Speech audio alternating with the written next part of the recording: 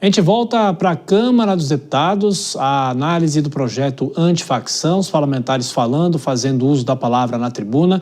Os parlamentares ainda estão discutindo se o texto que será colocado em votação é o texto original do governo ou se é o relatório do deputado Guilherme Derrite. Falando nesse momento, o deputado doutor Luizinho, do Progressistas do Rio de Janeiro. E não vai cometer um crime para ficar 40 anos preso. A gente quer é que a pessoa não use o fuzil. A gente não quer é prender ela porque ela está usando o fuzil. É muito diferente. O nosso pensamento é que as pessoas pensem para não se envolver em facções criminosas e organizações criminosas, Marangoni. É isso que a gente quer. A gente não quer um país enjaulado com 100 mil pessoas presas.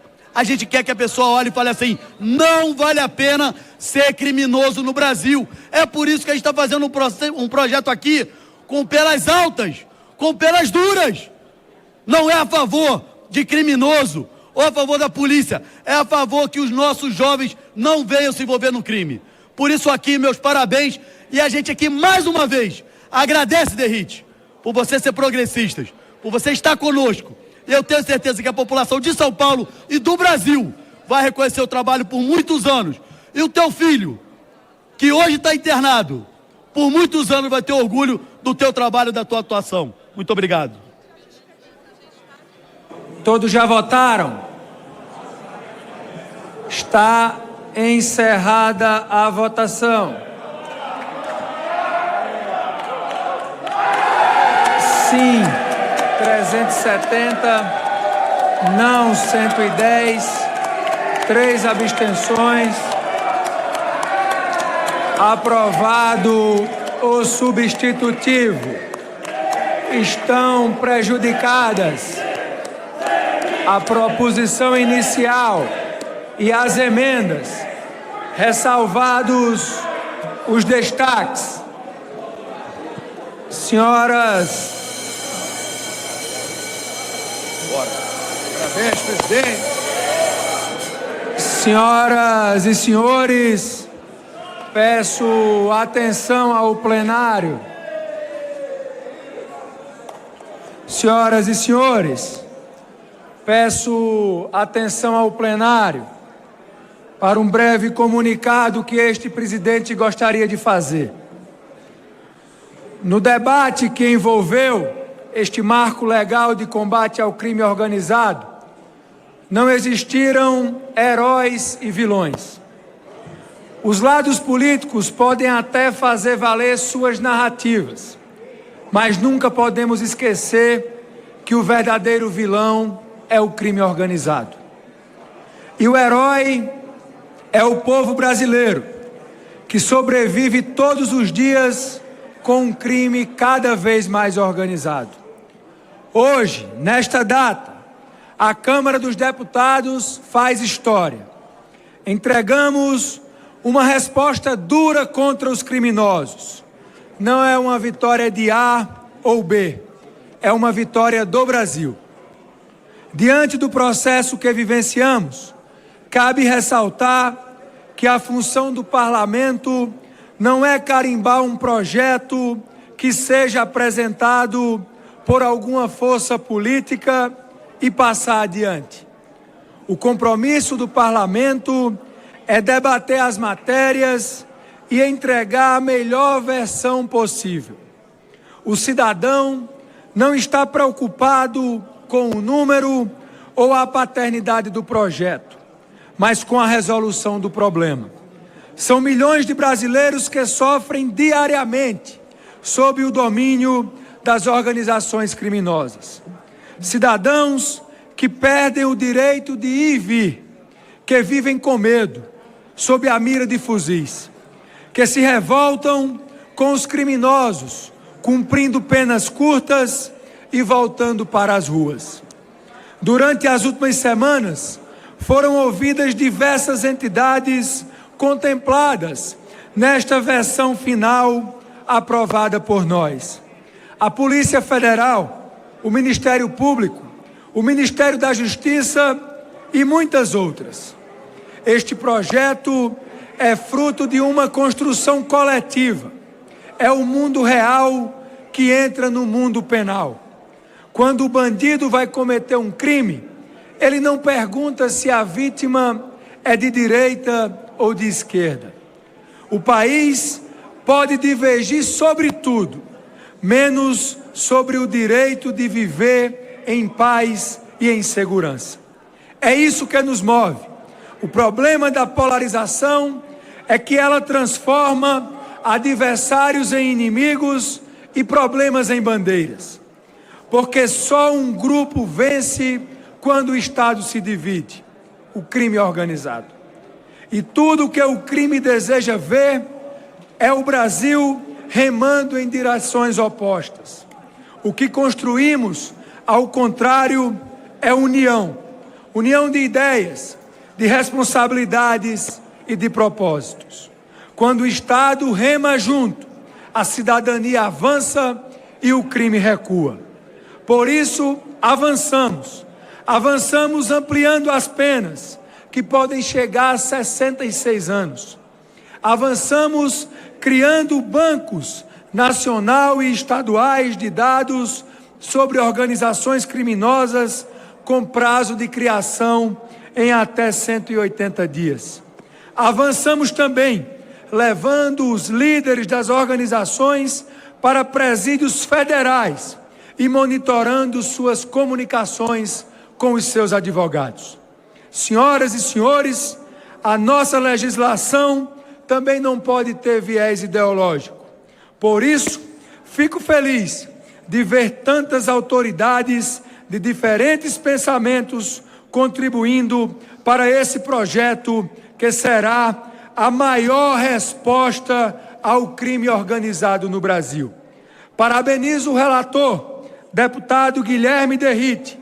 Parabenizo também o governo federal pelo envio da proposta e todos os deputados e deputadas que se empenharam para fazer valer o papel desta casa, que é a casa do povo brasileiro. Muito obrigado. Aí o presidente da Câmara dos Deputados comparecer pela rejeição, ressalvados os destaques. Aqueles que forem pela segue aprovação falando sobre os destaques que serão analisados. Destaque de bancada número 26. Requer destaque para votação em separado do parágrafo 5º do artigo 2º. De qualquer forma, o projeto foi aprovado. O relatório do deputado Derrite foi aprovado agora há pouco. A gente vai chamar a Vitória Bel, direto de Brasília. Daqui a pouquinho os nossos comentaristas analisam essa aprovação. Tudo bem, Vitória? Então, de qualquer forma, será que a gente pode dizer que o deputado Guilherme Derrite saiu vencedor, entre aspas? Porque existia a expectativa de uma volta lá atrás do texto do governo ter sido aprovado. É isso, Vitória?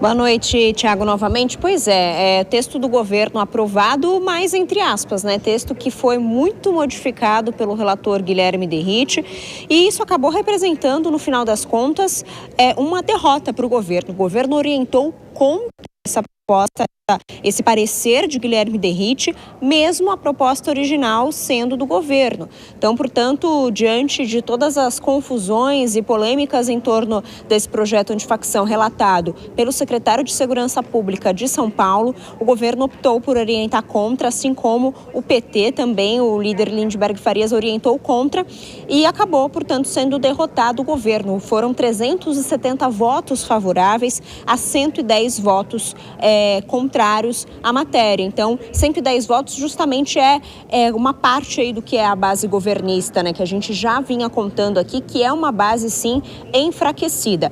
Antes até desse texto ser votado, o governo tentou colocar em votação o texto original, a proposta original que saiu lá do Palácio do Planalto, por meio de um requerimento.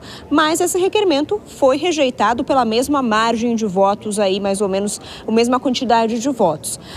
Agora, portanto, o Palácio do Planalto vai ter que responder justamente a essa posição contra o projeto que acabou sendo aprovado com o relatório de Guilherme Derrite. A gente destaca também como que ficou esse texto, né? Quais os pontos principais? Primeiramente, essa proposta, ela cria um novo crime, um novo tipo penal na lei de crimes hediondos, chamado domínio social estruturado, que seria o controle territorial e também econômico de comunidades. Para isso, fica então o crime de 20 a 40 anos de prisão.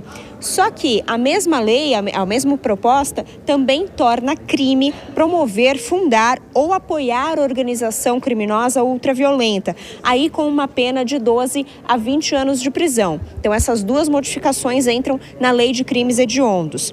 E também eles fazem uma modificação no Código Penal, aumentando as penas para praticamente todos os crimes graves que ocorrem ali no Código Penal. Por exemplo, para homicídio, quem pertencer à organização criminosa ultraviolenta vai ter uma pena de 20 a 40 anos de prisão, lesão corporal também o mesmo tempo de prisão, sequestro de 12 a 20 anos de prisão, tráfico de drogas de 10 a 30 anos de prisão, roubo também de 20 a 40 anos de prisão e furto de 4 a 10 anos de prisão. Então, portanto, penas muito maiores do que se forem cometidas por pessoas que não são integrantes dessas organizações criminosas. A gente também destaca que o relator Guilherme Derrite fez algumas modificações que o Palácio do Planalto tinha pedido. O Palácio do Planalto vinha pedindo diversas modificações, Derrite atendeu boa parte delas. Por exemplo, voltando ali a um trecho que previa que a apreensão de bens e ativos de suspeitos em investigação pudesse acontecer de forma imediata. Isso estava no texto original do governo, o Derrite tinha retirado e colocado apenas que a apreensão poderia acontecer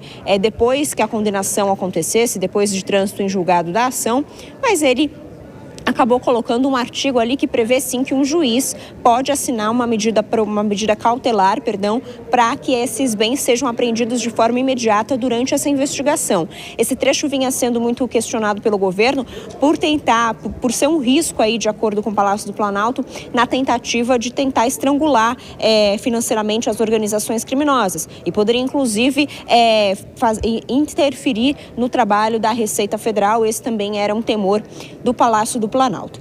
Esse texto agora segue para o Senado Federal. Muito provavelmente o relator será Alessandro Vieira, do MDB, que apesar de ser do MDB, que é um partido ali mais ou menos da base governista, Alessandro Vieira costuma ter uma postura bastante independente no Senado Federal. A gente espera para ver agora qual vai ser a posição dele, mas Alcolumbre já sinalizou que quer que essa matéria também seja votada até o final do ano. Tiago. Provavelmente uma tramitação também no Senado, como foi na Câmara, 370 votos a 110. Esse foi o placar de agora há pouco. A vitória volta na nossa programação com as repercussões. Então, o PL antifacção aprovado pela Câmara dos Deputados. Deixa eu girar os nossos comentaristas, o Cristiano Vilela e a Dora Kramer. Ô, Dora, a leitura que deve ser feita é de derrota para o governo? Olha, ficou uma coisa bem esquisita, né? Porque o governo ganhou perdendo, perdeu ganhando, porque a base governista chamou o substitutivo do Derrite de projeto da direita. Ora, então, ali, né, nessa sessão, a própria base governista, e foi deputada do PT, Maria do Rosário, quem fez isso, né?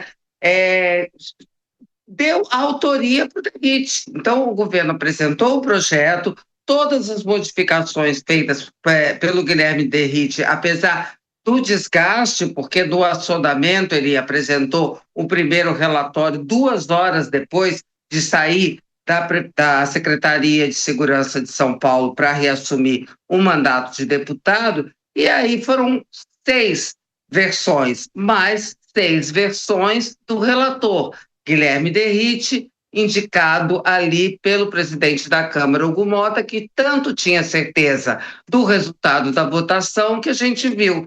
Leu um discurso previamente escrito para essa ocasião. Então, foi ali uma escorregada do governo, tratou essa história de uma maneira muito ruim. Vamos ver se recupera terreno no Senado, porque o que saiu da Câmara saiu com o carimbo de Guilherme Derrite, porque não é qualquer um, secretário de Segurança de Tarcísio de Freitas, representante daquela direita mesmo bolsonarista, que não é exatamente aquela direita mais civilizada, mais moderada. Então, para o governo não vai tentar, claro, capitalizar essa votação. Hugo Mota ali fez uma referência genérica ao governo, mas quando parabenizou a vitória do substitutivo, falou o nome de Guilherme Derrite. Então,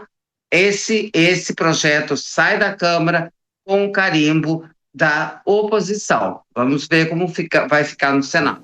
Bom, isso que a Dora falou, eu também tinha percebido, ele estava com o discurso lido, já escrito, já contando com a aprovação dessa matéria. De qualquer forma, Vilela, o presidente da Câmara, Hugo Mota, ele já tinha dado essa declaração que ele falou hoje lá na Câmara, que é a maior resposta do Congresso Nacional ao crime organizado. É claro que ele vai faturar em cima disso, mas talvez a nossa audiência quer saber. Claro que ainda falta a votação no Senado, se houver modificações volta para a Câmara, mas na prática o que isso vai ajudar a combater a criminalidade no país? Acho que essa é a grande pergunta.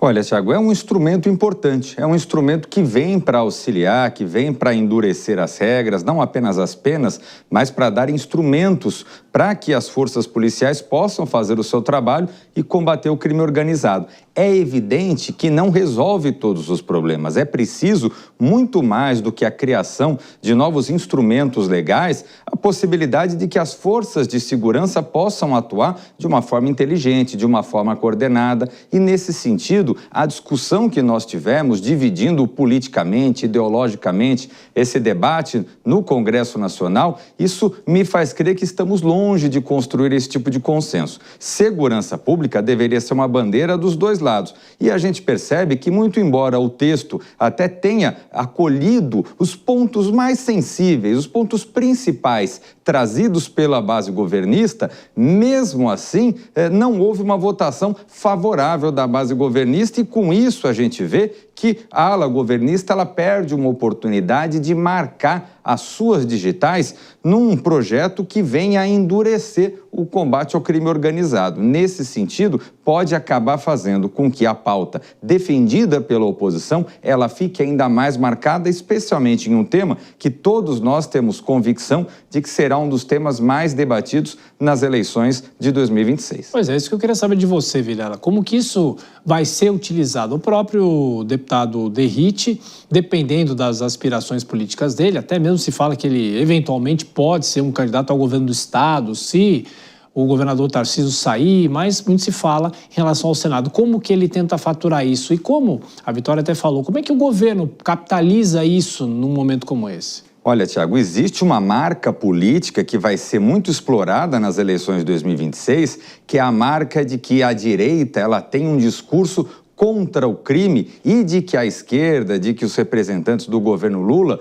têm um comportamento condescendente em relação ao crime. Essa narrativa política, ela tende a sobressair, e é justamente por isso que talvez tivesse valido a pena ao governo patrocinar um texto que é um texto que recuou no sentido de atender aqueles reclamos mais importantes, exigidos pela base governista, mas que, ao mesmo tempo, não teriam tantos problemas à medida que acabariam fazendo com que houvesse um endurecimento das regras. Eu vejo que o governo, nesse sentido, perdeu uma oportunidade histórica. Não dá para ficar falando da PEC da segurança, que era uma proposta muito menos concreta do que essa, e até por isso, até o presente momento, não foi objeto de apresentação do relatório, tampouco não foi ainda votada no Congresso Nacional.